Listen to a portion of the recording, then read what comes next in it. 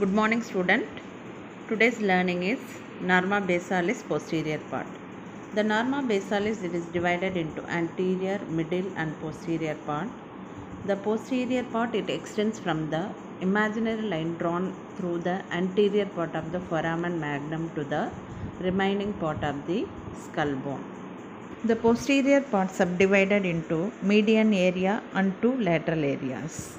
The median area shows from before backwards the foramen magnum and external occipital crest and external occipital protuberance and superior and inferior nuchal lines. Next, coming to the lateral area. The lateral area shows condylar part of occipital bone, squamous part of occipital bone, jugular foramen, styloid process of temporal bone and mastoid part of temporal bone.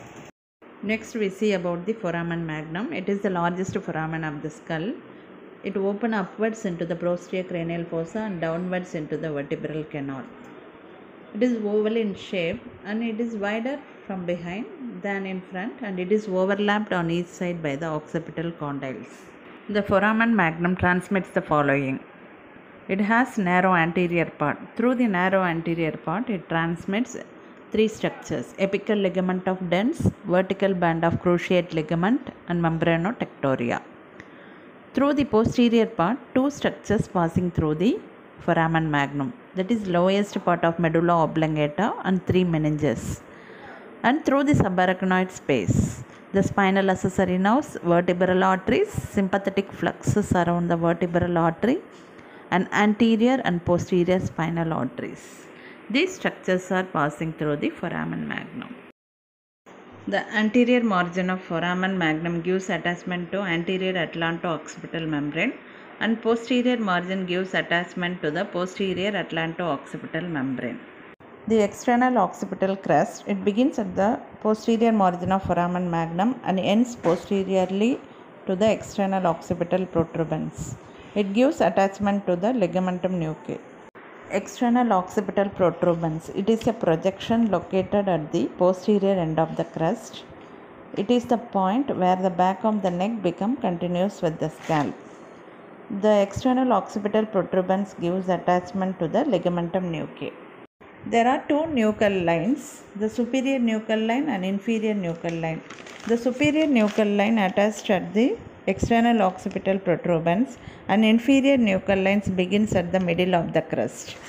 So what are the muscle attachment to area between the superior and inferior nuchal line?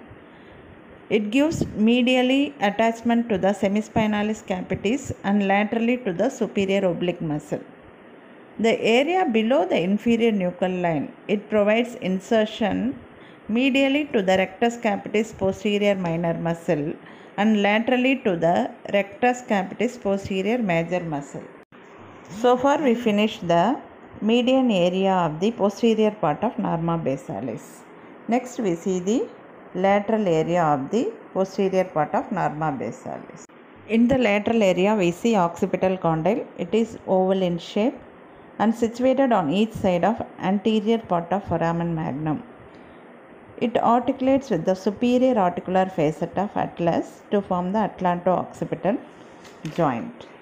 Posterior condylar canal present in the floor of a condylar fossa behind the occipital condyle. It transmits an emissary vein connecting the sigmoid sinus with suboccipital venous plexus. Anterior condylar canal, or otherwise called hypoglossal canal, it pierces the bone antero-superior to the occipital condyle.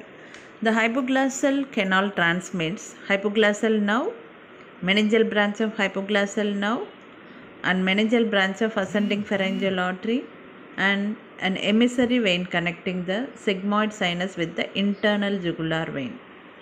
The jugular foramen, it is a large foramen. It is directed forwards and medially and placed at the posterior end of petrooccipital suture. Its anterior wall is hollowed out to form jugular fossa and lateral wall of the jugular fossa is pierced by a minute canal called mastoid canaliculus. At the medial end of jugular foramen there is jugular notch. At the apex of notch, there is an opening that leads into cochlear canaliculus. The another canaliculus, the tympanic canaliculus, it opens on the thin edge of bone between the jugular fossa and lower end of carotid canal. The mastoid canaliculus, it transmits the auricular branch of vagus nerve, that is Arnold's nerve. The canaliculus is called Arnold's canal. The tympanic canaliculus is situated in the thin edge of partition between the jugular fossa and carotid canal. It transmits the tympanic branch of glossopharyngeal nerve, that is called Jacobson nerve, to the middle ear cavity. The jugular foramen, it has three parts: anterior part, middle part and posterior part. The anterior part transmits inferior petrosal sinus and meningeal branch of ascending pharyngeal artery. The middle part transmits 9th, 10th, 11th cranial nerves, and the posterior part transmits internal jugular vein and meningeal branch of the occipital artery. Next, styloid process. It is a spike-like bone projecting downwards and forwards from a site lateral to the jugular foramen. The styloid process, it gives attachment to three muscles and two ligaments. The muscles are styloglossus, stylohyoid, stylopharyngeus. The ligaments are stylohyoid and stylomandibular ligament. These are the three muscles and two ligaments attached to the styloid process of the temporal bone. Next, the mastoid process. It is a large conical projection located posterolateral to the stylomastoid foramen. The stylomastoid foramen, it is situated posterior to the root of styloid process and anterior end of the mastoid notch. The stylomastoid foramen transmits the facial nerve and stylomastoid branch of posterior auricular artery. This foramen is mastoid foramen. This foramen transmits emissary vein and a branch of occipital artery and posterior meningeal artery for dura. That's all. We finished the posterior part of the Norma basalis. Thank you.